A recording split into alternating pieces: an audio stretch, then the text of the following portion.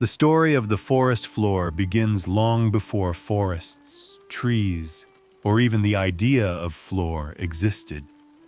It begins in an age when Earth was still deciding what sort of planet it wanted to be. The continents were rough, unsoftened, unsheltered expanses of stone, vast surfaces shaped by nothing more than volcanic violence and the long patience of weather. There was no cushioning underfoot. No cushion at all, in fact, unless one counted the occasional pile of wind-blown grit that gathered in crevices, like shy guests afraid to spread out. This was a world of edges and hardness, where every footstep, if anything with feet had existed, would have rung like tapping on a hollow drum. Before we wander quietly across ancient forest floors, take a gentle moment to like and subscribe to the Late Night Scientist channel, and tell me in the comments when and where you're listening, so this peaceful science can find more sleepy minds ready to drift off. Now let's begin. Water washed across these barren landscapes in sheets, tugging at loosened minerals, polishing slopes, and leaving behind a quiet gleam. Rivers did not meander yet. They simply insisted. Rain fell with a raw clarity, unfiltered by vegetation or soil, hitting the ground with the finality of droplets striking metal.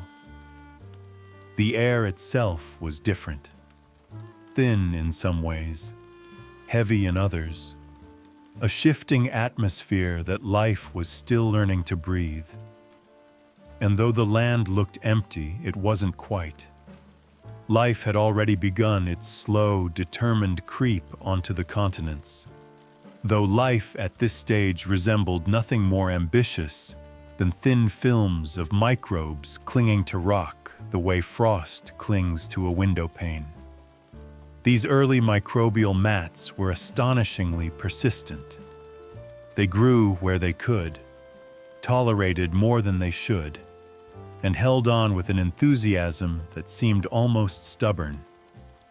Cyanobacteria, blue-green in color, but not yet aware of their aesthetic potential, spread across stone surfaces in delicate layers. They were pioneers in the truest sense, though their ambitions were modest and their mobility non-existent. Evolution had not yet invented the concept of legs, so these little creatures conquered the land simply by refusing to be discouraged. Wherever sunlight touched stone, the microbes made use of it. They harvested sunlight with slow efficiency, turning barren rock into a stage for chemical change. Grain by grain, they weathered minerals through gentle acids and the mechanical insistence of microscopic filaments. Nothing dramatic happened. In fact, if one were to sit and watch a microbial mat for an entire million years, the most exciting moment would likely be a mild shift in color. And yet, in that endless quiet, the foundations for future worlds were being laid. Wind, rain, and temperature shifts cracked the rock, but it was the microbes that whispered it into something new. They trapped dust, filled microfractures, and began to create thin layers that were neither entirely rock nor entirely life. Precursors of soil, though still far from the rich, dark earth that would one day cradle forests. These films softened the land in the smallest imaginable increments. If Earth had been watching, it might have wondered why these organisms were so committed to spreading themselves thin. But in their patient way, the microbes were solving an ancient problem. They were making the land hospitable for anything that might choose to follow. The continents at this time were enormous laboratories of erosion and experiment. Mountains rose and fell, each cycle grinding more rock into powder. The microbial mats were opportunists, moving in wherever conditions allowed. They clung to tidal flats, colonized inland rocks splashed by storms, and settled in cracks that captured a few hours of moisture. Beneath the sun, they shimmered in subtle greens and browns, films so thin they might have been mistaken for shadows. They were not beautiful, at least not in the way modern life defines beauty. But they had a quiet grace, a softening influence on a world that otherwise knew only hardness. In this era before roots, before leaves, before even a whisper of wood, the land had no softness, no shelter, no place where organic matter could gather and break down. Without plants dropping debris or animals tunneling beneath the surface, the ground behaved more like a mineral desert than the beginning of an ecosystem. But these early microbial communities introduced something new, a sense of continuity. They persisted across millennia, weaving themselves into the story of land, turning sterile stone into something that held the memory of life. Occasionally, a thicker mat would develop, forming a slightly raised texture, not quite three-dimensional, but proudly attempting to be. One could imagine a tiny microbial spokesperson announcing, "Behold, the first bump," though the bump itself would barely have cast a shadow. Still, these minute structures trapped dust and moisture more effectively. They created microenvironments, tiny refuges where different microbes cooperated or competed, where chemical gradients formed like miniature landscapes. If forests are cathedrals, these places were prayer mats, simple, laid directly on stone, but sacred in their own way. Cyanobacteria, without knowing it, were shaping the planet. Their photosynthesis released oxygen into the air, contributing slowly to an atmosphere in which more complex life could eventually breathe. But for now, they remained humble artisans, working grain by grain, cell by cell. Their presence meant that land was no longer a blank slate. It was a canvas being prepared layer by layer for future artists. And evolution, ever patient, took note. There were no trees yet, no fallen leaves, no creatures scuttling in shadow. The world had not yet invented shade. But in these thin films of life, the earliest hints of a forest's foundation were beginning. The forest floor would eventually become a realm of depth, darkness, decay, and hidden life. But here in the beginning, it was nothing more than a whisper of possibility spread across stone. And so the story starts quietly, with life lying flat against the ground, determined, persistent, and entirely confident that one day, this bare planet would grow softer. After all, even the greatest ecosystems begin with someone willing to cling to a rock and refuse to let go. There came a time, slowly, subtly, when the land began to change, not because the planet insisted on it, but because life itself intervened. What had once been blank stone, a mute and unyielding surface, started to respond to the tiny chemists living upon it. These microbes had spent eons clinging to rock, basking in sunlight, and enduring the whims of weather. Eventually, evolution rewarded their patience with a new trick. the ability to coax minerals into dissolving. This was not brute force, but quiet persuasion, a gentle rearranging of molecules. The stone that had once shrugged off wind and rain now began to yield beneath an entirely different influence: life. It began with chemistry whispered at the scale of individual cells. Microbes secreted acids, not out of malice toward the rock, but as part of their own metabolism.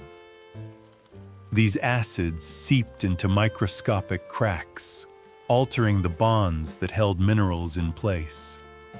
Silicates loosened. Ions drifted, surfaces softened. What had once been a rigid crystalline world now found itself subtly rearranged by creatures too small to cast a shadow. This was weathering, but weathering with intention, or at least the closest thing to intention that early life could muster. And as rock began to crumble, even slightly, the landscape responded. Tiny particles broke free, accumulating in shallow depressions and forming the earliest hints of sediment layers. These particles were not yet soil, but they were the beginning of structure, a mixture of mineral fragments, microbial remains, and traces of organic compounds. If one were to pick up a handful, assuming one had hands, it would have felt gritty, damp in places, and strangely alive.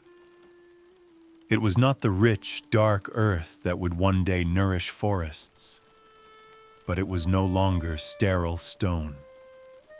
It had begun to remember the touch of life. Water lingered longer on this transformed land. Instead of running off instantly, it seeped into the thin accumulations of minerals and microbial material, staying just long enough to create pockets of moisture. These small reservoirs changed everything. They allowed chemical reactions to continue in more complex ways, providing microbes with more stable environments. In these damp microhabitats, new microbial communities arose. Some specialized in breaking down minerals, others in capturing nutrients released from the crumbling rock. Each species carved out its own niche within the growing tapestry of interactions. This interplay between life and stone created a feedback loop. More microbes meant more chemical alteration, and more altered rock meant more room for microbes to spread. The land, once indifferent, now responded like a patient student learning the value of flexibility. Minerals that had taken millions of years to form began dissolving in patterns that reflected the presence of life, as if Earth itself had discovered the unexpected benefits of letting go. The surface texture of the world slowly shifted. Instead of hard plains of stone stretching uninterrupted for miles, there appeared patches of softer material, thin veneers that thickened over generations. These early proto-soils were shallow and fragile, easily washed away by storms, yet they persisted in protected pockets. They accumulated in the lee of boulders, in tiny hollows carved by the original weathering of continents, in creases and folds where shadows lingered. In these places, the planet began to hold on to its own history. Nothing decomposed quickly. Nothing grew tall, but the ground no longer forgot everything that touched it. Mineral grains themselves told a new story. Iron oxides formed rust-colored streaks where water and microbes interacted. Clay minerals began to appear, soft, pliable structures born from the persistent rearranging of silicates.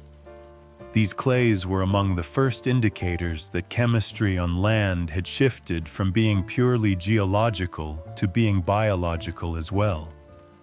They carried within them the signatures of metabolizing cells, storing nutrients and water in ways the bare rock never could. On this slowly transforming surface, communities of microbes diversified further. Some species developed the ability to cling to loose mineral grains, creating biofilms that stabilized the shifting particles. Others exploited newly freed nutrients, phosphorus, magnesium, trace metals, turning chemical leftovers into the basis for more growth. Competition emerged not through violence but through persistence and adaptability. Life spread because it could, because the land no longer shook it off so easily. As these interactions continued over millions of years, the once stubborn stone began to crumble more readily. Boulders decomposed at their edges. Slopes gathered coats of fine sediment. Cavities filled with soft, granular material. The planet was still far from growing forests, but it was no longer inhospitable to complexity. In a sense, Earth had discovered that deterioration had its advantages. By breaking down, the land was becoming capable of building up. One might picture the continents at this stage as wearing a thin, uneven shawl of early soil, threadbare in places, thicker where life had been especially industrious. This shawl shifted, tore, and reformed, but it gained substance with each passing era. It was the beginning of a surface that would one day host entire ecosystems, though it had no idea of its future responsibilities. For now, it simply held together enough to support microbial enthusiasm.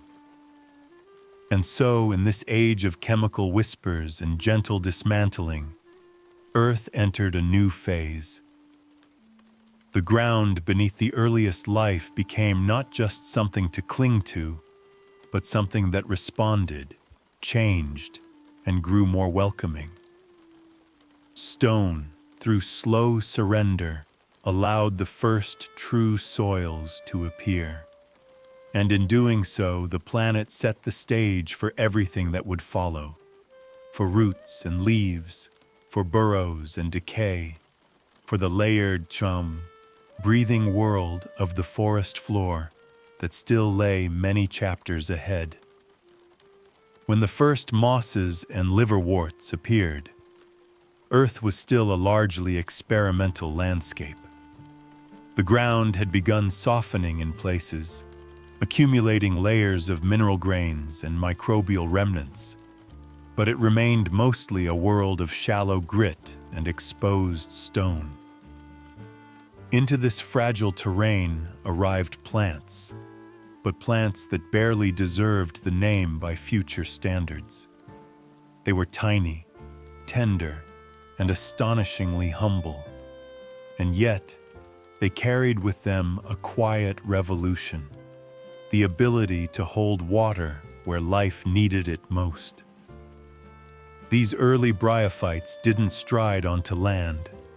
They crept. They spread outward in low mats, hugging the ground so closely one might imagine them whispering encouragement to the damp substrate beneath them. They had no roots, no woody stems, no towering ambitions. Instead, they had something more practical for a world still flirting with habitability, an unwavering devotion to staying moist. In an age when surviving on land meant risking dehydration at any moment, these plants thrived by learning the value of lying down. Mosses absorbed water directly across their surfaces, drinking in moisture from mist, rain, and the thin films that formed after storms. Their bodies acted as living sponges, pulling water into their tissues and then holding it, sometimes far longer than the planet's shifting weather intended. Liverworts performed similar feats, spreading themselves like flattened green puzzle pieces over damp rock and early sediment. To the developing land, they were not just residents, they were reservoirs. As they grew, they transformed their surroundings in ways no previous organisms had managed. Mosses clustered in shaded grooves, trapping drops of water that would have otherwise vanished. When breezes swept across the land, these carpets dampened the airflow, creating small zones of humidity.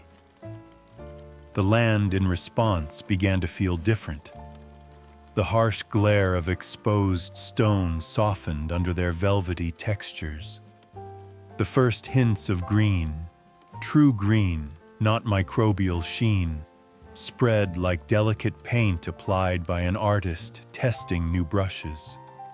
Where moss settled, it changed the fate of every raindrop.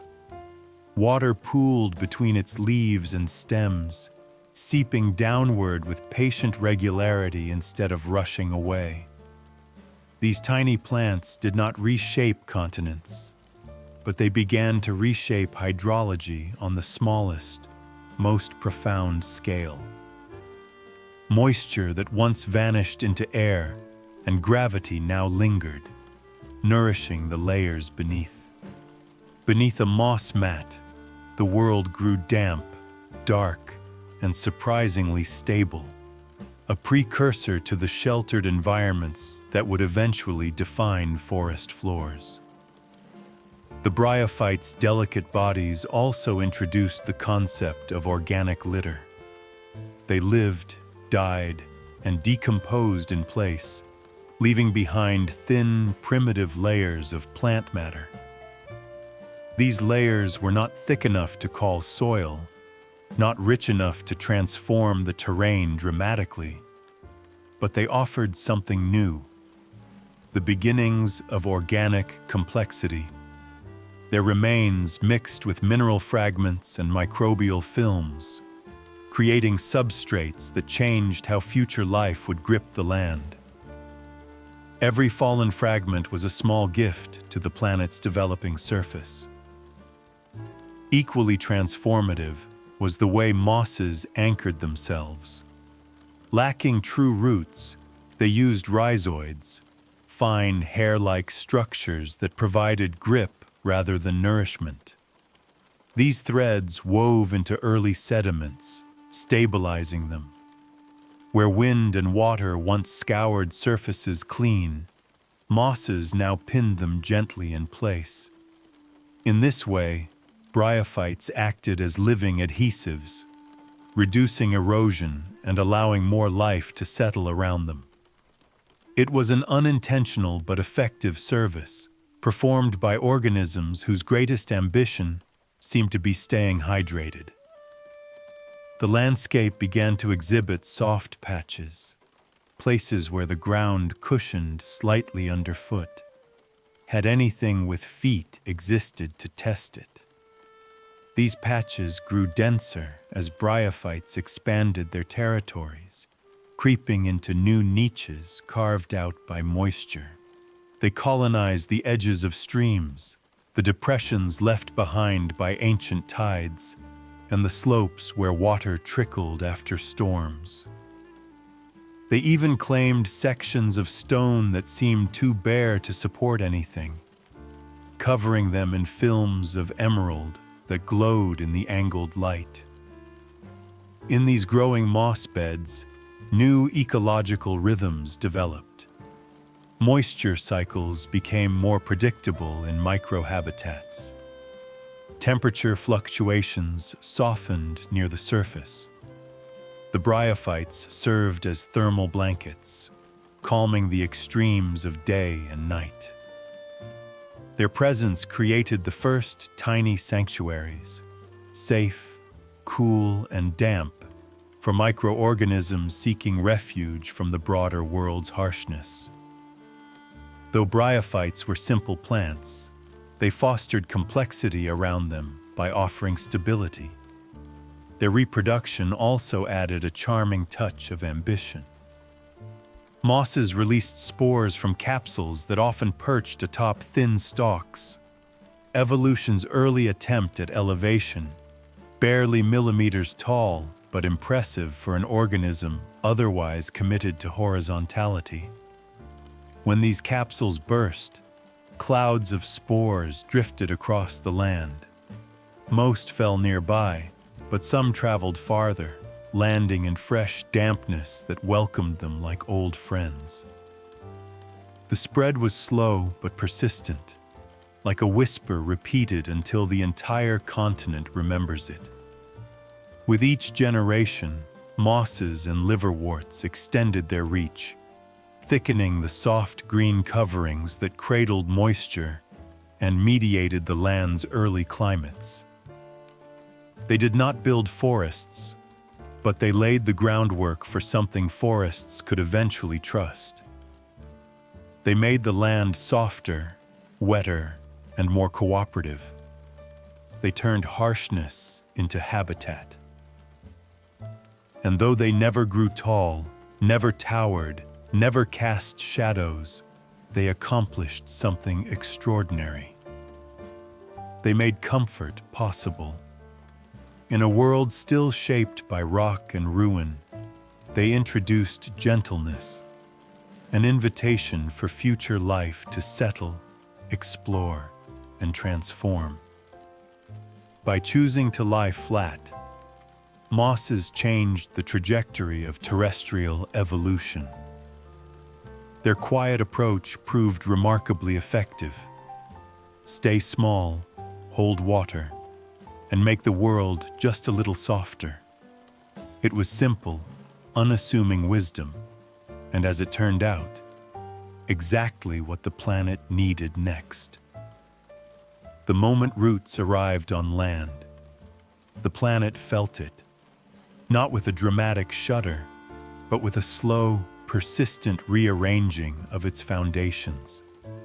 For ages, life had clung to the surface in thin sheets and carpets, softly modifying the ground without ever truly entering it.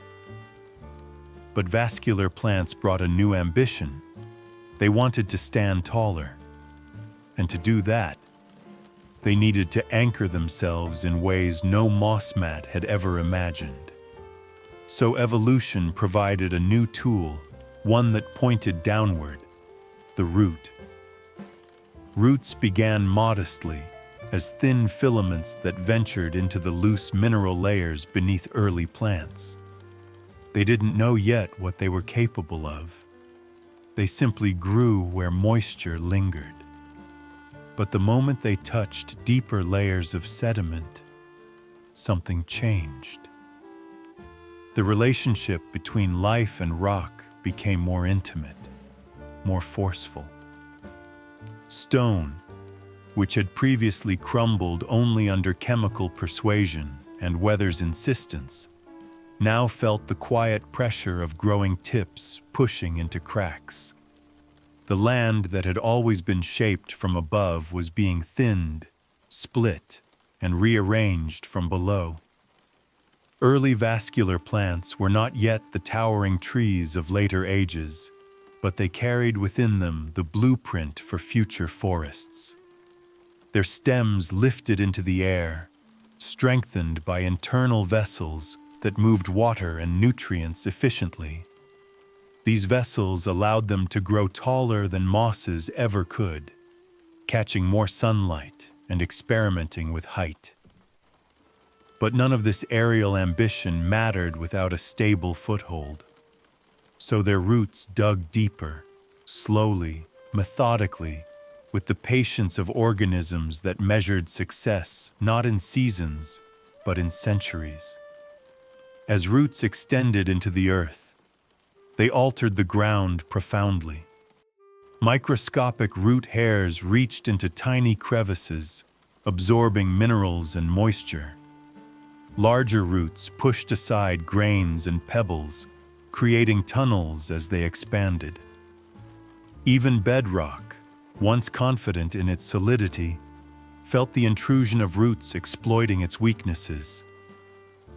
Every crack became an invitation, and with each root that insinuated itself into stone, the rock loosened just a little more. This mechanical weathering had far-reaching consequences. As roots pried rock apart, they increased the surface area exposed to water and microbial chemistry. Minerals dissolved faster. Sediments accumulated more quickly. Soil, real soil, began to thicken, not merely as a veneer, but as a layered structure. The ground was no longer a simple sheet of grit and microbial residue. It became a dynamic environment, shaped from within as much as from above. The deepening of soil introduced complexity that would echo throughout the history of life on land. Roots carried nutrients upward, transporting essential elements into stems and leaves. When plants died, these same nutrients returned to the soil, building layers of organic matter. Each generation reinforced the work of the one before, enriching the ground and making it more hospitable to future occupants. In their quiet way, roots pioneered a cycle that would sustain ecosystems for hundreds of millions of years. With soil thickening and stabilizing, the land developed new textures. A thin surface crust formed in places where roots intertwined, binding sediments. Below that crust lay softer layers composed of decayed plant matter, fragmented rock, and colonies of organisms drawn to the humid underground. Beneath these layers, root networks wove through the substrate like delicate webs, structuring the soil long before burrowing creatures appeared to push it around. Above ground, vascular plants grew taller and more confident. Their height cast the first real shadows across the landscape, softening the harsh brightness that had once dominated. The interplay of light and shade created microclimates beneath their stems, cooler pockets where moisture evaporated more slowly. These shaded zones would later become havens for hidden life. But at this early stage, they simply marked a new relationship between land and sunlight. Root systems grew more complex with each evolutionary step. Some plants developed deep taproots that plunged far below the surface in search of water, creating vertical channels that allowed air to penetrate the soil.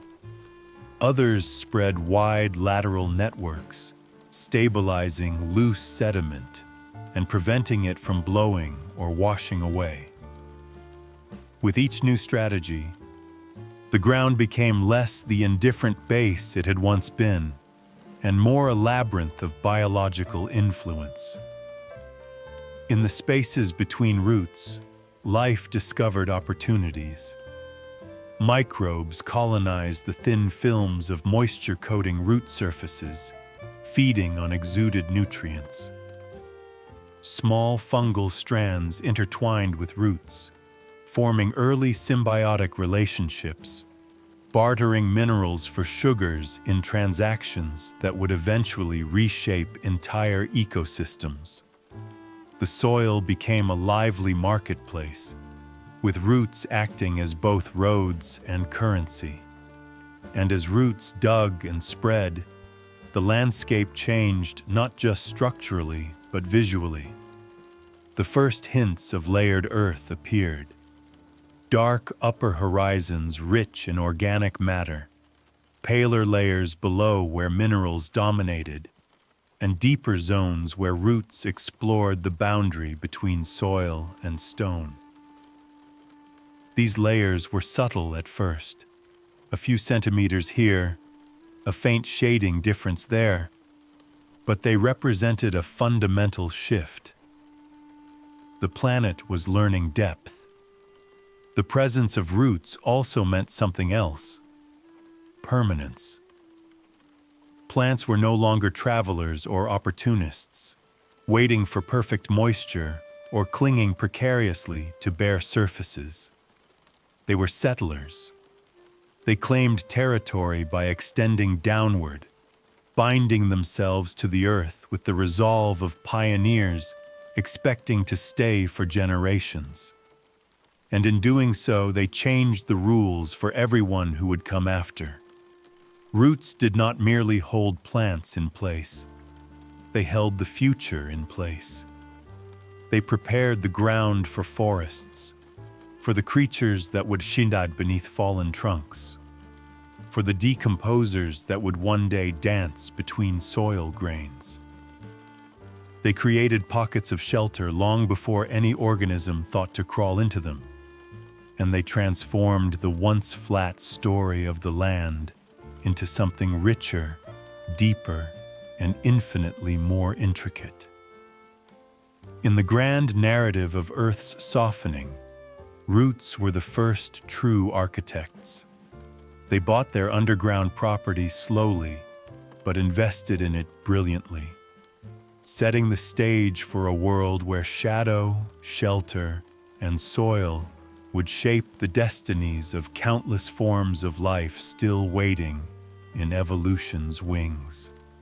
The Devonian landscape marked a turning point in Earth's history, a moment when plants finally committed to height. They had spent millions of years strengthening their stems, refining their vascular systems, and leveraging their underground networks. And now, as if waking from a long evolutionary nap with newfound ambition, they reached upward. True trees appeared, primitive by modern standards, but towering compared to their modest predecessors.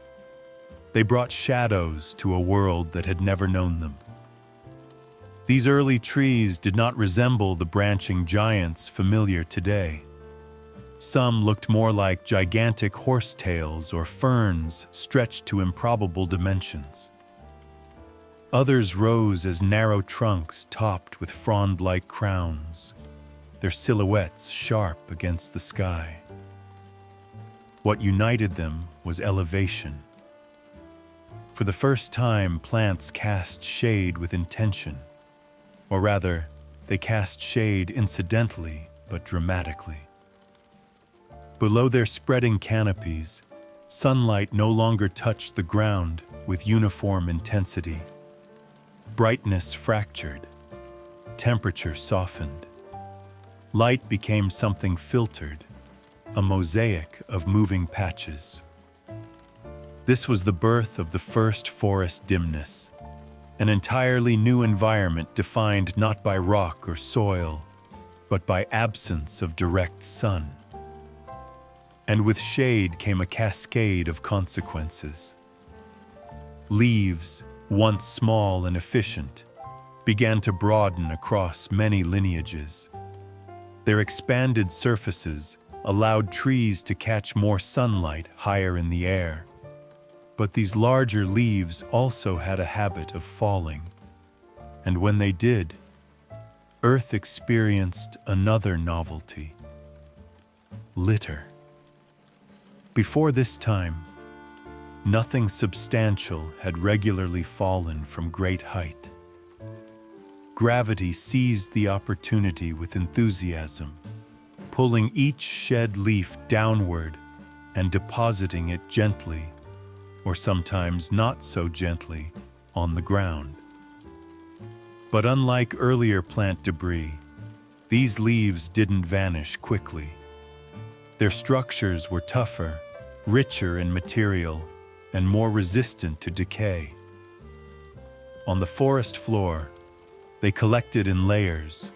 A leaf or frond might drift to the ground, settle atop another, and remain there for seasons. Over time, this accumulated litter formed a loose, rustling skin across the earth. something soft, something uneven, something alive with potential.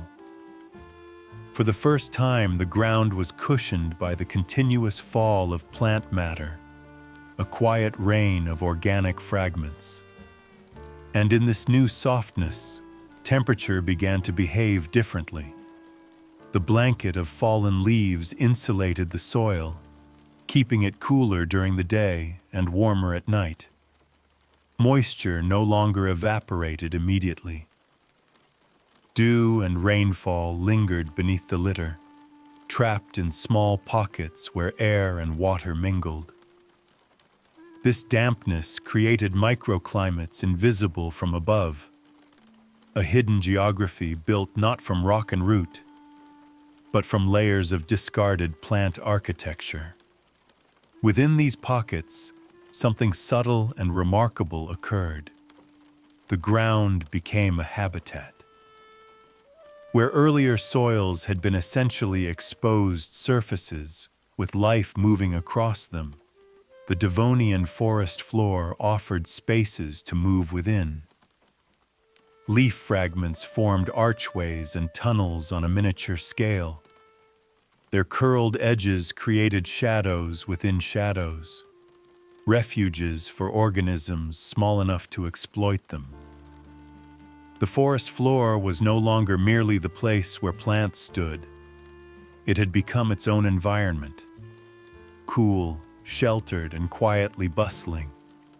The presence of shade also changed the rhythm of life above ground. Smaller plants in the understory adapted to the patchy light, developing strategies to grow in dimness. Some became specialists in capturing stray beams that pierced the canopy. Others thrived in permanent gloom, trading speed for persistence. The world beneath the trees became a layered system where height determined fate. Sun seekers above, shade lovers below, and a carpet of decomposing leaves mediating between them. Early trees, unaware of the drama they had introduced, simply continued their upward experiments. Some species developed robust trunks supported by rings of vascular tissue.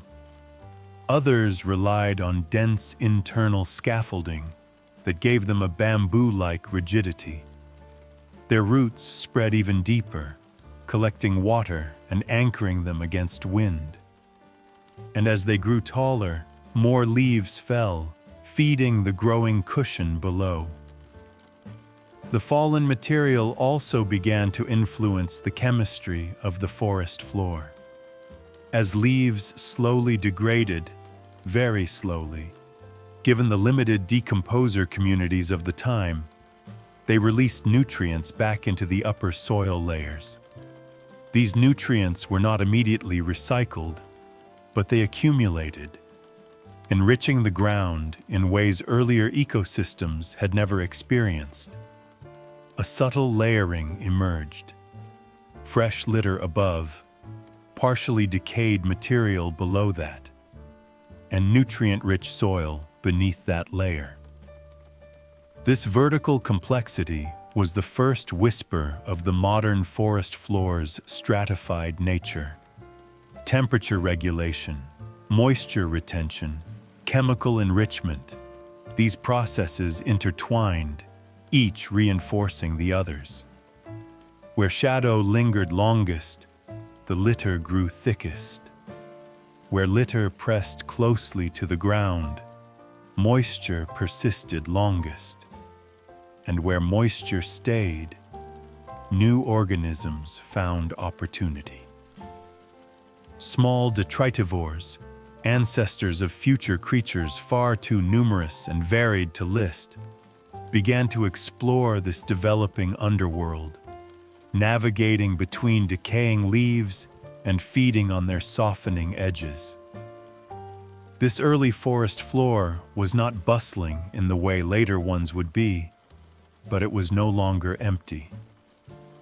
Every fallen leaf represented a microcosm of change, a structure reshaped by time and chemistry. Earth's surface, once dominated by sun and stone, now held places where darkness and dampness ruled. And in those pockets of dim, sheltered quiet, a new kind of life, slow, subtle, hidden, began to stir. The rise of trees had created a world above the ground, but equally importantly, it had created a world beneath them. The shadows they cast and the leaves they shed marked the start of a long evolutionary partnership between canopy and floor. And though gravity received no formal thanks for its role in this arrangement, it happily continued its work, pulling each leaf downward, one by one, assembling the earliest mattress of the forest, softening the ground for all the surprises still to come. As forests matured, their canopies rising higher and their shadows deepening, another transformation unfolded quietly beneath the fallen leaves, the rise of decomposers. Until now, dead plant matter lingered stubbornly on the ground.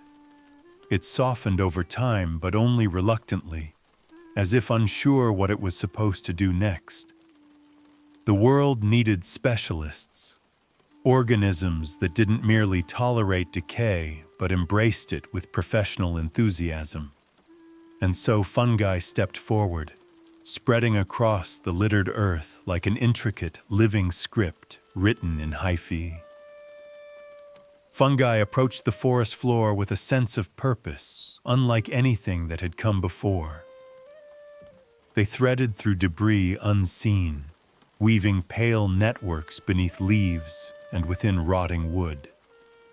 These filaments, thin, branching, exploratory, moved toward nutrients the way plants moved toward light.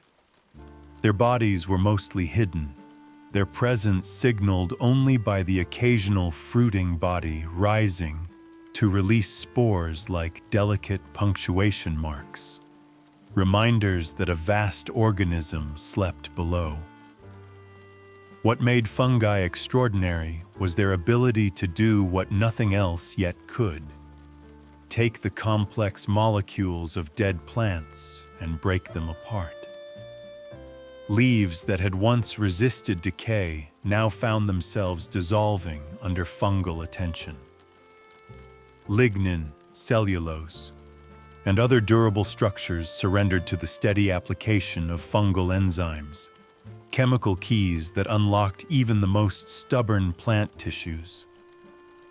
The forest floor, once a slow collector of debris, became an active workshop where the dead were remodeled with remarkable efficiency. Bacteria joined in as well, tiny specialists working alongside fungal threads. Some bacteria inhabited moist pockets within decomposing leaves. Others clung to surfaces where fungi had already begun their work. They too released enzymes, but more importantly, they processed the breakdown products into forms that plants could later reclaim.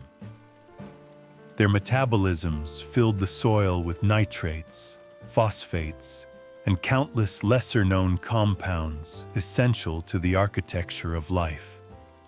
In their combined labor, fungi and bacteria turned decay into opportunity. This cooperation created the first true nutrient cycling system, an endless circular economy whose only constant was transformation. Nothing remained itself for long. A leaf fell, softened and dissolved.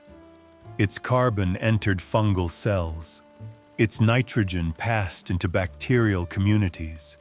Its minerals seeped slowly into soil water or adhered to clay particles.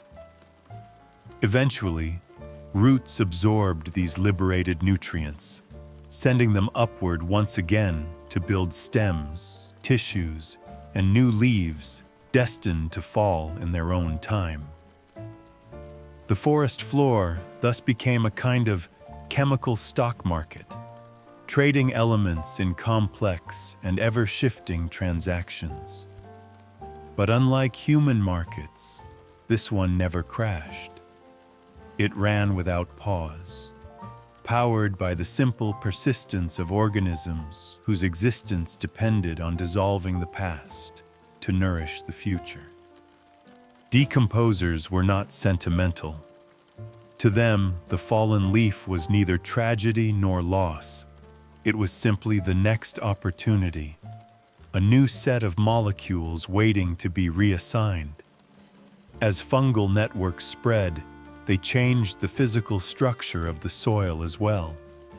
Hyphae acted as delicate frameworks, binding particles together and creating aggregates that trapped air and moisture. In these sheltered microspaces, bacteria thrived, exchanging gases and nutrients with remarkable speed for organisms so small. Soil that had once been loose and granular grew more structured, adopting a crumb-like texture that encouraged even more life to settle within it. The forest floor, in a sense, became a sponge for both water and chemistry. Larger fungi began to appear as well, species developing more elaborate fruiting bodies, some lifting themselves above the leaf litter to catch favorable breezes for spore dispersal. These fruiting bodies were merely temporary structures, brief gestures in a life otherwise spent below the surface. But they signaled an important milestone. Fungi were diversifying, experimenting, becoming specialists in whatever part of decay they found most profitable. Wood, too, faced its first true challengers. Early trees, with their sturdy tissues, had been confident in their durability. But fungi evolved enzymes capable of dismantling even the densest woody fibers. Logs that once lay untouched for years began to crumble, softened from within by invisible threads.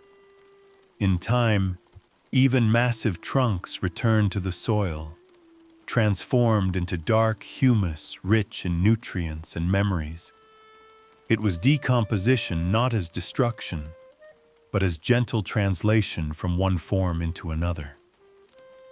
With decomposers in control, the forest floor grew eerily efficient. Nothing was wasted. Nothing lingered longer than ecosystems needed it to. The ground became a layered archive of transformations, a place where past seasons were broken down, reassigned, and built into future growth. It was a world where endings and beginnings blurred into the same quiet chemical work. And in these dim layers, life multiplied. Tiny creatures found sustenance in partially decayed matter, feeding on fungal threads or bacterial films. Their movements mixed the soil further, creating turbulence that exposed new surfaces to fungi, which in turn created more food for bacteria. The cycle tightened, refined itself, and deepened its influence. The forest above might have captured attention with its towering structures and shifting canopies, but the real engine of the ecosystem thrummed below. Fungi and bacteria, working tirelessly in the shadows, ensured that the entire system continued to breathe, grow, and renew. They were the unseen caretakers, the custodians of continuity. Without them, leaves would have piled endlessly, nutrients would have frozen in place, and forests would have suffocated under their own debris. Instead, decomposition became the forest's quiet heartbeat, steady, transformative, and essential. And for every organism that eventually fell to the ground, this process offered reassurance. Nothing in this world truly ended. It merely took on a new occupation, contributing itself to the living network that turned death into fertile beginning. In this chapter of Earth's story, decomposers claimed the forest floor as their own. They didn't ask for applause. They simply got to work, dissolving the past, nourishing the future, and proving that in the great evolutionary theater, even the quietest roles can shape the entire script. Once fungi and bacteria had softened the forest floor into something more inviting, it didn't take long for animals to arrive. Though arrive is perhaps too grand a word for creatures that seldom rose more than a few millimeters above the ground. But in their smallness lay an advantage. The developing understory offered shadows, tunnels, fallen leaves lifted loosely like tents, and damp crevices ideal for lives conducted at whisper level. The first arthropods to venture into this realm were explorers of a new dimension, the dimension just beneath things. The leaf litter, once merely a blanket covering the soil, now became a roof of sorts. Beneath it stretched a hidden world of softened debris, fungal threads, and dark interstices. Millipedes were among the earliest pioneers.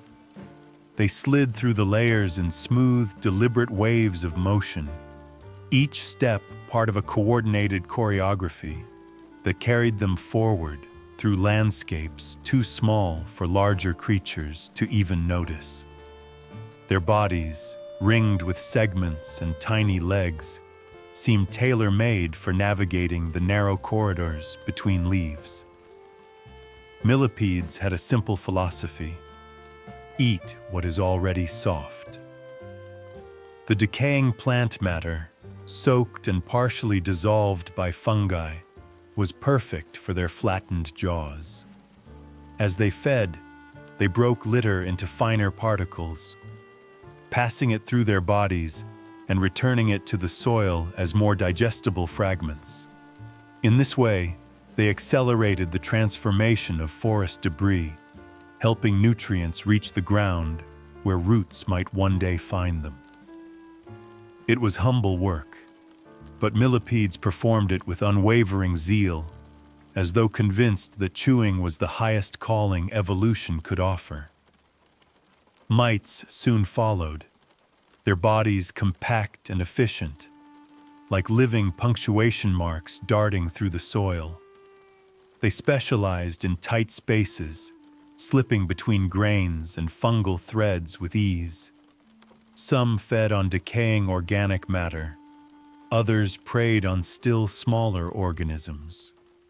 Their predation introduced the first murmurings of a food web into the understory, tiny dramas unfolding in complete obscurity.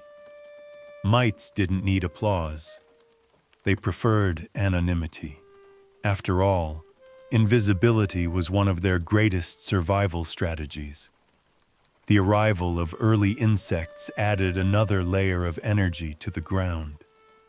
Primitive springtails and bristletails hopped and wriggled across the damp litter, feeding on microscopic films and fungal growths. They moved with surprising agility, vanishing beneath leaves the moment danger approached. Their bodies, lightweight and delicate, made them excellent dispersers of fungal spores, inadvertently transporting microbial life as they traveled. Whether they knew it or not, and they absolutely did not, they linked communities across the forest floor, knitting distant patches of soil into a more cohesive whole. With these animals busy feeding, burrowing, and exploring, the ground became mobile in a way it had never been before. Each tiny footstep shifted particles. Each tunnel altered airflow and moisture distribution. Each bite fragmented debris into new shapes. The forest floor, once a passive carpet, now pulsed with activity. If one had been able to shrink down and observe it close up, the landscape would have resembled a bustling city, quiet, yes, but full of bustling purpose. Leaves trembled from below, soil grains rolled aside, and small trails formed through the litter, where tiny bodies traveled repeatedly along familiar routes. Arthropods also introduced something unexpected to this underground world: engineering. As millipedes pushed aside material to form feeding paths, they inadvertently created channels that other creatures could use. Certain mites excavated small cavities where they sheltered during drier periods, influencing how moisture collected in the soil. Early insects churned the ground with their movements, mixing different layers of material into something more consistent. These actions were not intentional. Arthropods were merely living their lives, but they had architectural consequences. The forest floor became more porous, more breathable, and more structurally complex. In turn, this complexity supported even more diversity. The dark, protected pockets beneath curled leaves offered refuge from desiccation, temperature swings, and predatory threats. In the stillness of these hideaways, arthropods laid eggs, raised young, and continued their cycles of feeding and scattering. Generations passed, each one subtly better adapted to the damp and mottled world beneath the litter. Some evolved elongated bodies for better tunneling. Others sharpened or flattened their jaws to exploit specific forms of decaying matter. Even interactions became more nuanced. Predator and prey relationships began to shape movement patterns. Mites that hunted other mites developed speed and stealth. Those hunted developed thicker exoskeletons or smoother bodies that slipped more easily through tight cracks. Millipedes, largely peaceful detritivores, coexisted with these dramas, but influenced them simply by being large enough, in relative terms, to shape the terrain. A millipede passing through was the equivalent of a landslide to a mite, a reminder that in miniature ecosystems, big is a relative concept. Through their constant motion, arthropods created a dynamic environment where nothing stayed still for long. Soil grains moved inches in a lifetime, which for a mite could feel like a major event. Nutrients cycled not only through microbial chemistry, but also through digestive tracts, turning the forest floor into a living conveyor belt. Fungal threads wove among these creatures, sometimes becoming food, sometimes exploiting the tunnels they left behind to explore new sections of the litter. All of this activity formed a system of astonishing depth, hidden beneath just a few millimeters of fallen leaves. Yet from above, the forest floor appeared almost serene. The larger world saw only a dark carpet beneath trees, still and undisturbed. But every quiet forest path concealed a bustling society of the small, shaping the world one particle at a time. These early arthropods proved that influence wasn't a matter of size, it was a matter of persistence. They mastered the art of living unseen, turning the hidden ground into a vibrant, ever-changing universe. In this newfound understory, where shadows pressed close and moisture lingered, life discovered the power of subtle motion. The forest floor had become a place not just of decay, but of interaction, alive with the tiny footsteps of creatures whose presence transformed the ground, into something endlessly active, endlessly renewed, and essential to everything that would follow. When the Carboniferous dawned, the world entered an age so luxuriantly green that it seemed almost swollen with growth. Forests no longer formed scattered patches across the continents. They became continents unto themselves. Towering lycophytes, enormous horsetails, and broad-armed seed ferns crowded together in dense thickets that stretched for unbroken miles. The air shimmered with humidity, thick as warm breath, carrying the scent of ever-wet vegetation. If earlier forests had whispered their presence, the Carboniferous deep woods exhaled loudly, turning entire landscapes into cathedral-like chambers of plant life. Here, the trees were unlike anything alive today. Some rose like colossal poles, straight, unbranching trunks with crowns perched only at their tops. Others unfurled fronds the size of small boats. Their roots often formed dense networks near the surface, weaving mats strong enough to hold entire swamps together. All around, spore clouds drifted lazily in the air, released from towering cones that studded the trees like extravagant decorations. With every gust of wind, the forest breathed visually as well as chemically.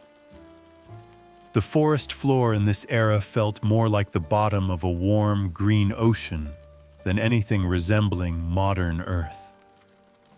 Light filtered down in hazy shafts, glowing through layers of vapor. The ground squished underfoot, if anything with feet dared explore, because it was saturated with water trapped within the dense plant matter. Entire regions behaved like giant wet sponges, compressing under weight, then slowly rebounding. This soggy underworld teemed with slow processes and deep silence. Decay happened here, but so reluctantly that plant material accumulated faster than decomposers could overcome it. Each season, forests shed immense quantities of organic matter. Leaves dropped. Bark sloughed off. Giant stems collapsed, too heavy or too waterlogged to stand indefinitely. But instead of vanishing into rich soil as they would in later ages, much of this debris simply stayed. Layer upon layer, year after year, the litter thickened into a dark, fibrous mass that blanketed the earth like the world's heaviest quilt. In many places, the ground no longer felt like ground. It felt like a layered history book written entirely in plant remains. Here, oxygen soaked the air in abundance. With so many plants inhaling carbon dioxide and exhaling oxygen, the atmosphere swelled to levels that would seem fantastical today. Dragonflies grew to 2-foot wingspans. Millipedes reached lengths measured in feet rather than inches. The very air seemed to encourage boldness in the small. Yet the forest floor remained a place of slow, dense quiet, indifferent to the aerial acrobatics above. Down here, energy flowed downward through vast accumulations of debris, each layer recording a moment when a plant lived, died, and surrendered itself to geological patience. The reason so much plant matter persisted was deceptively simple. The decomposers, so skilled in later eras, found themselves overwhelmed here. The airless, water-soaked layers excluded the organisms best equipped to dismantle tough plant tissues. Without enough oxygen to fuel full decomposition, wood and leaves softened only partially before being buried under new generations of growth. It was as if the earth were saving its receipts. Every trunk, every frond, every season, filing them away with no intention of reviewing them. These accumulating layers formed peat, thick and springy, sometimes meters deep. In some places, peat beds spread across swamps so extensively that they acted like floating platforms, supporting entire forests that drifted gently atop the watery substrate. Roots tangled together, anchoring trees that seemed almost buoyant, as though they were experimenting with a semi-aquatic lifestyle. Walking across these surfaces would have felt like traversing a mattress with a fickle personality, supportive one moment, sinking the next. In these deepening layers, chemical transformations quietly unfolded. The pressure of new plant matter compressed the older layers, squeezing water outward and concentrating carbon. Over immense stretches of time, these buried layers would become coal, though no Carboniferous organism knew it was participating in the world's first large-scale carbon management program. If the Earth had kept a ledger, this era would have shown massive withdrawals of carbon from the atmosphere and equally massive deposits into the ground. It was a system of storage so thorough that even the planet seemed to forget how much it had tucked away. This slow burying of plant matter altered not just the earth beneath the forests, but the air above them. Carbon dioxide levels dropped. Oxygen rose. Climate patterns shifted. In a sense, the forest floor was orchestrating global change simply by being too busy to finish its meals. Every half-decayed trunk that disappeared beneath new growth represented another step in reshaping the atmosphere. Not through dramatic eruptions or catastrophic events, but through steady, unintentional hoarding. Life within this thick forest floor adjusted accordingly. Creatures that ventured into the peat layers found a world of softness and compression, where each movement stirred a slow ripple outward. The darkness here was complete. Even the diffuse green glow of the upper forest rarely penetrated far. But for those adapted to moisture and low oxygen, it was a haven. The ground provided protection, stable temperatures, and abundant, if somewhat stale, resources. Tiny arthropods wandered tunnels pressed between layers, nibbling on softened plant tissues. Worm-like organisms glided through pockets of wetness, leaving faint tracks that collapsed moments later. Above this hidden realm, forests towered, releasing spores, shading swamps, and continuing their relentless cycle of growth and collapse.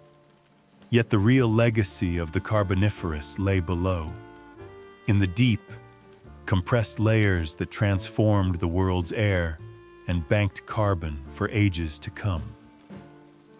The forest floor was no longer just a place where plants fell.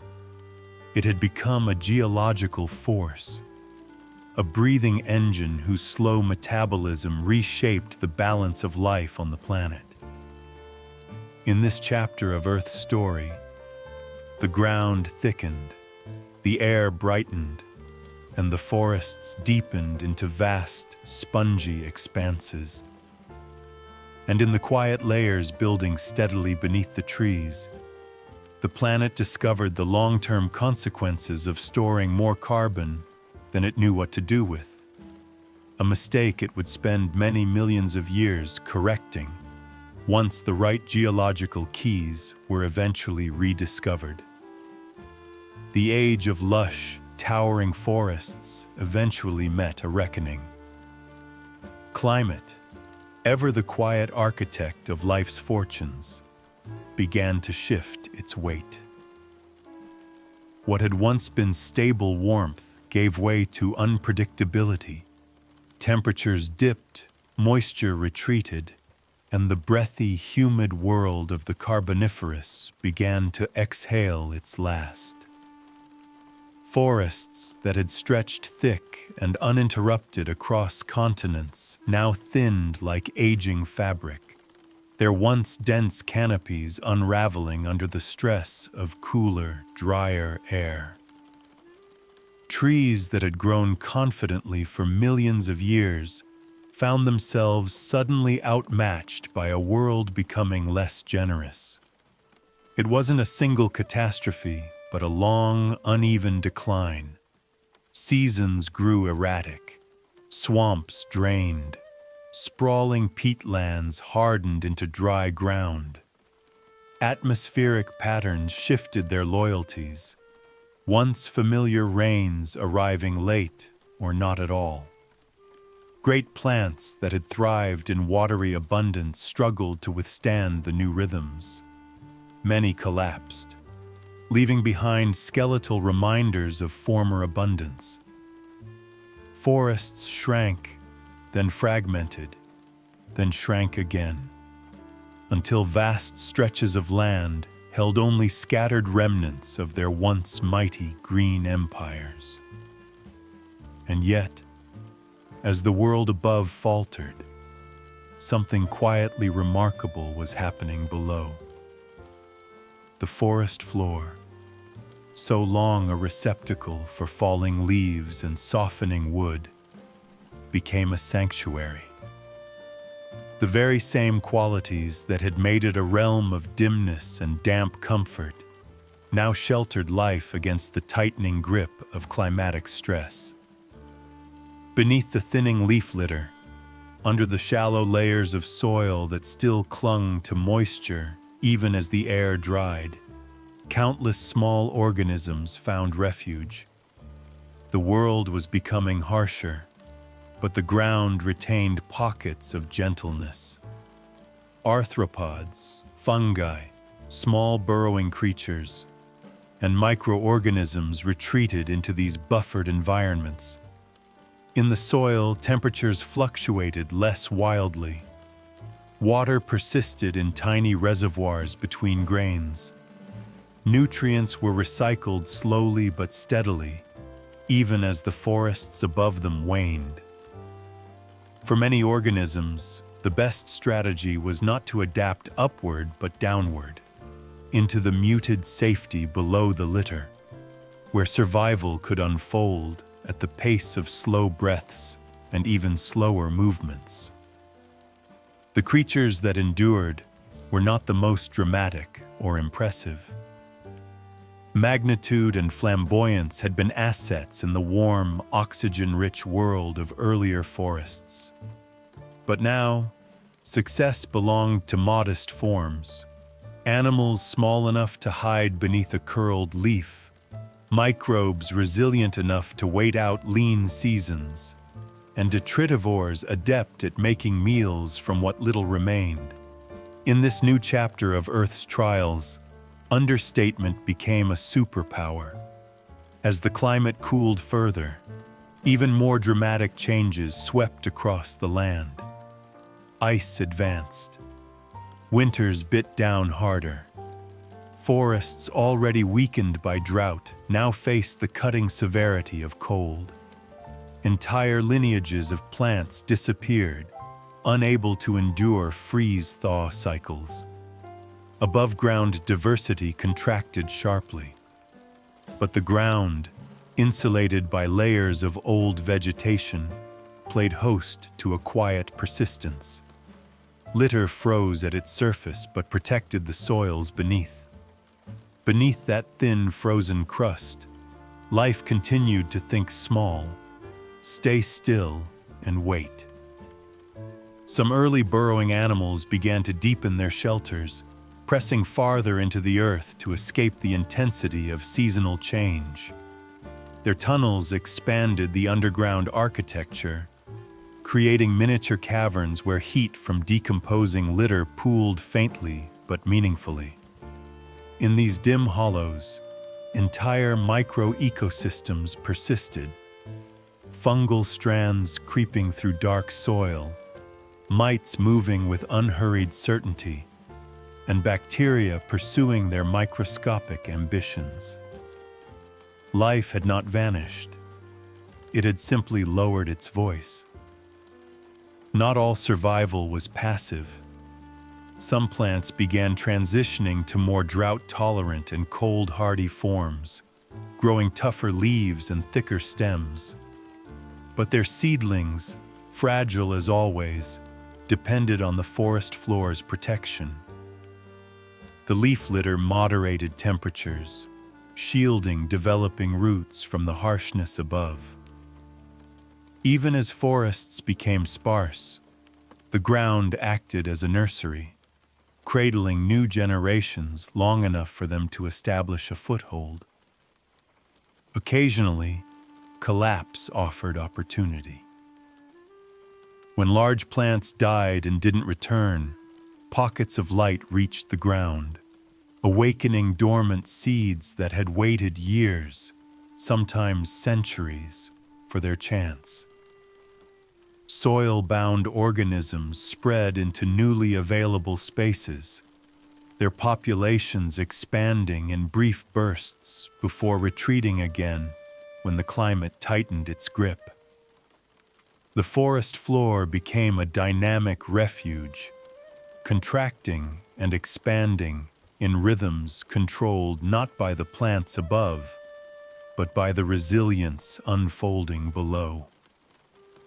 As mass extinctions shook the world, events triggered by environmental instability rather than sudden catastrophe, the soil remained one of the safest places to be. Life tucked itself into crevices, pressed close to roots still drawing water, and nestled beneath decaying matter that released just enough nutrients to sustain the patient. Those who survived did so not through strength or speed, but through quiet tenacity. Evolution, observing in its impartial way, took note. The inconspicuous often endure where the spectacular fail. Over time, as climates stabilized and forests tentatively returned, communities beneath the litter emerged like old residents stepping out into a rebuilt town. They had survived by shrinking their needs, slowing their metabolisms, and resisting the temptation to be anything more than absolutely necessary. When the world warmed again, they expanded their numbers, ready to support renewed cycles of decomposition and soil formation. But even when forests recovered, the memory of collapse remained embedded in the forest floor's structure. Soil layers carried the chemical signatures of drought and frost. Litter thickness bore evidence of periods when fewer leaves had fallen. Burrows traced the movements of creatures forced underground by harsh conditions. And woven through it all was the story of survival, written not by giants, but by creatures so small they could slip between the lines of disaster. In the grand saga of evolution, this chapter revealed an essential truth. Life's persistence often depends on the unremarkable. The ground, quiet and unnoticed, became a sanctuary when the world above faltered. And the species that thrived were those willing to trade grandeur for subtlety. Those who understood that when everything grows uncertain, being small and forgettable can be the most reliable strategy of all. In the long, uneasy aftermath of Earth's greatest mass extinction, the planet felt unfamiliar even to itself. The Permian-Triassic transition was not a simple turning of a page, but the shredding of an entire geological chapter. Forests, once expansive and diverse, had been thinned to scattered remnants. Heat rose to oppressive levels in many regions. Rainfall patterns fractured into extremes, and atmospheric chemistry shifted in ways that unsettled every living thing.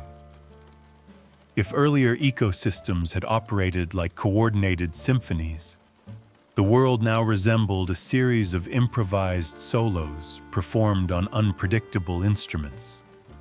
Amid this instability, the forest floor, once a quiet repository of fallen leaves and slow decomposition, underwent its own reinvention. It became a proving ground where only the most adaptable survived. In these soils where chemical balances were altered and moisture came sporadically, life had to learn to read the mood of the planet and respond quickly, or else vanish. The plants returning after the crisis were not the confident giants of earlier ages.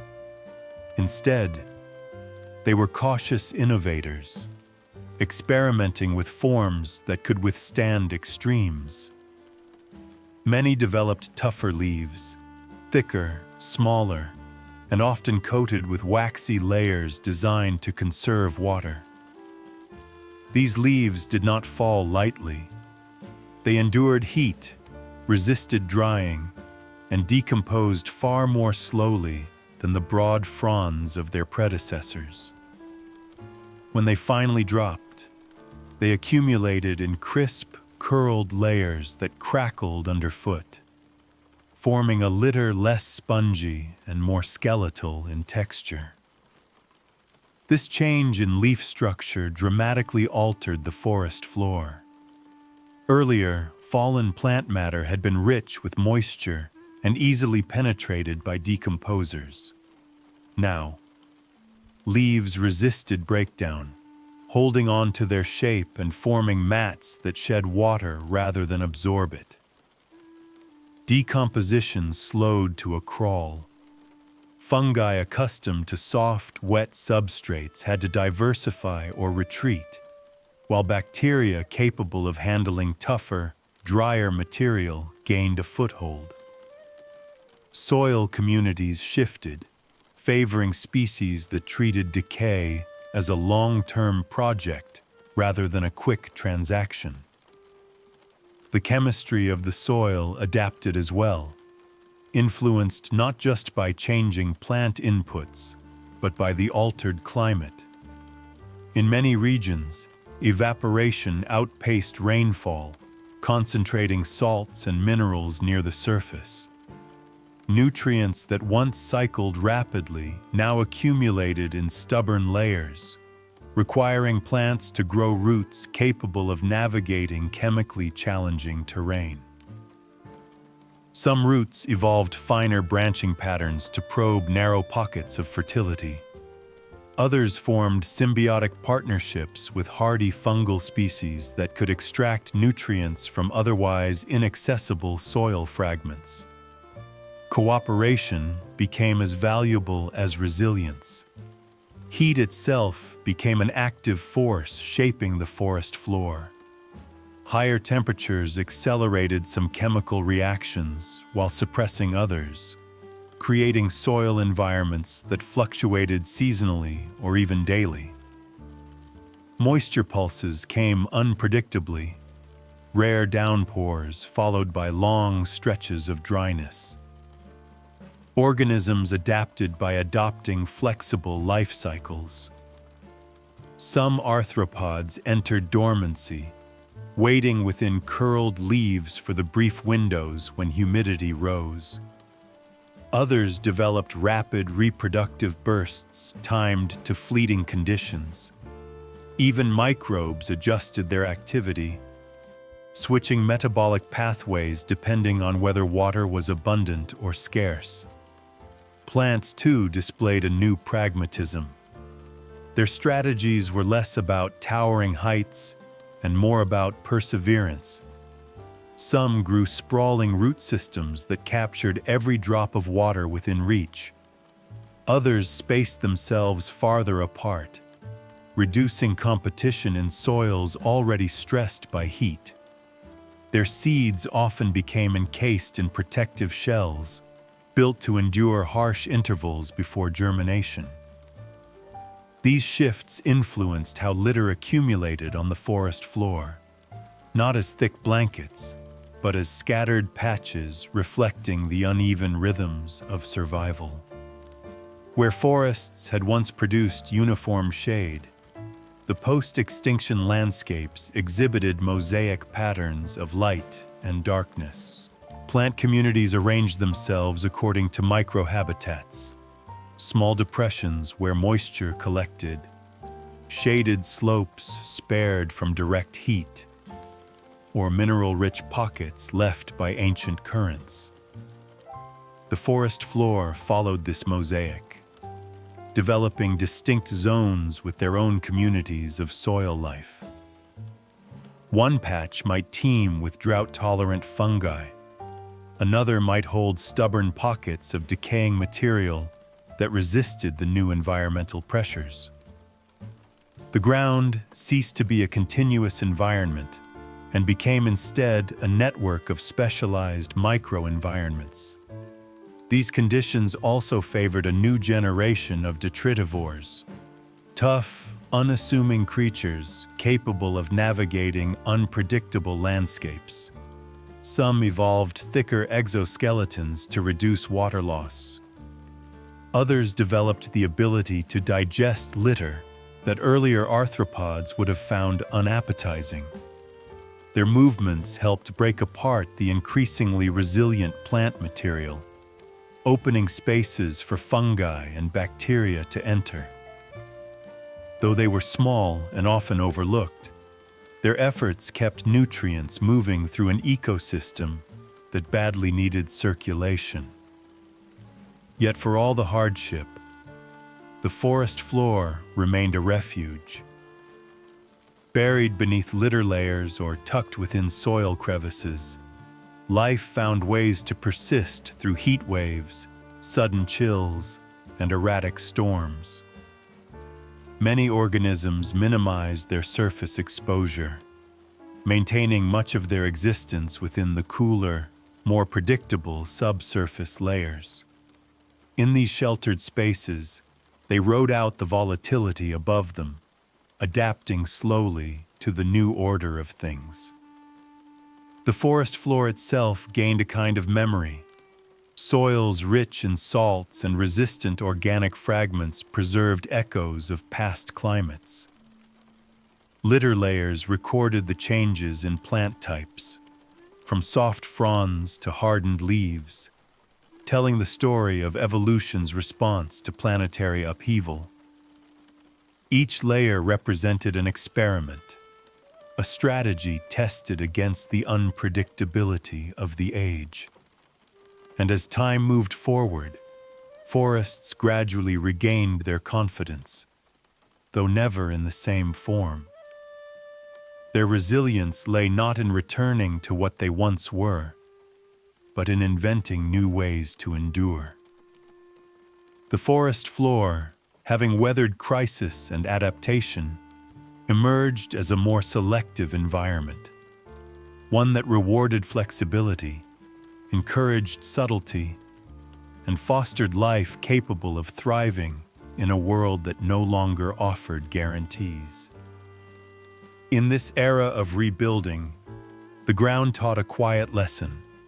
Survival was no longer about being the tallest or the fastest, but the most adaptable. In a world where expectations had to be set low, the forest floor became a sanctuary for those willing to accept uncertainty and continue anyway. An ecosystem rediscovering itself one careful adjustment at a time. By the time dinosaurs claimed the surface of the earth, the forests had settled into a new rhythm, lush in some regions, sparse in others, but always alive with towering trunks and shifting shadows. Above ground, the world had grown spectacular, enormous herbivores moved with slow certainty through fern thickets, their footsteps thudding like distant drums. Predators, sleek and purposeful, wove through the undergrowth or strode confidently across open glades. The Mesozoic landscape was dramatic, full of scale and spectacle. But beneath this pageantry unfolded a second story, quieter, humbler, and, in its own way, just as important. For while giant reptiles monopolized attention and sunlight, the forest floor had become a refuge for the small, the cautious, and the cleverly inconspicuous. Here, early mammals, still modest in size and reputation, carved out their own secret kingdoms. They resembled nothing like the larger, charismatic forms that would come much later. Instead, they were creatures of shadows and soil, shrew-like insectivores with quick paws, large eyes, and a practiced awareness of everything that moved above them. For these early mammals, survival was not about contesting territory. It was about knowing precisely where not to be. The forest floor offered them an advantage. It could be entered. With roots anchoring the trees and litter layering the soil, the ground invited excavation. And so, small mammals dug.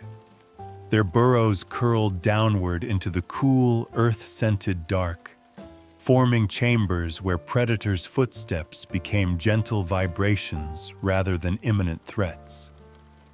These tunnels, lined with moss or shredded leaves stolen from the surface, shielded them from both heat and hunger. The larger world might have belonged to the dinosaurs, but the spaces beneath, those tight, twisting corridors, were entirely mammalian. These burrows varied in design.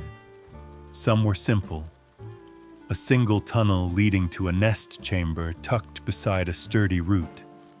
Others became elaborate networks, branching into multiple rooms with separate exits, in case a curious snout or claw ever found its way too close. For the first time in Earth's history, the forest floor possessed architecture, structures built not by wind or water or roots, but by paws. The soil, once shaped only by geological and microbial hands, now bore the signature of animal intention. Burrowing mammals were not the only ones reshaping the ground. Reptiles, too, small relatives of the larger dinosaurs above, dug for safety or shelter.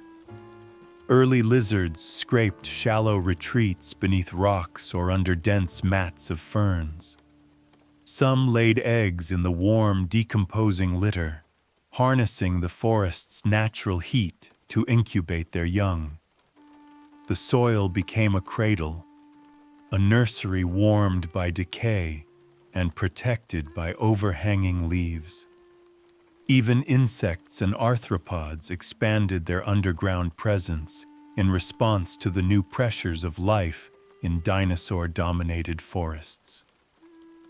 Ant-like creatures organized labyrinthine tunnel systems that rivaled the complexity of mammalian burrows.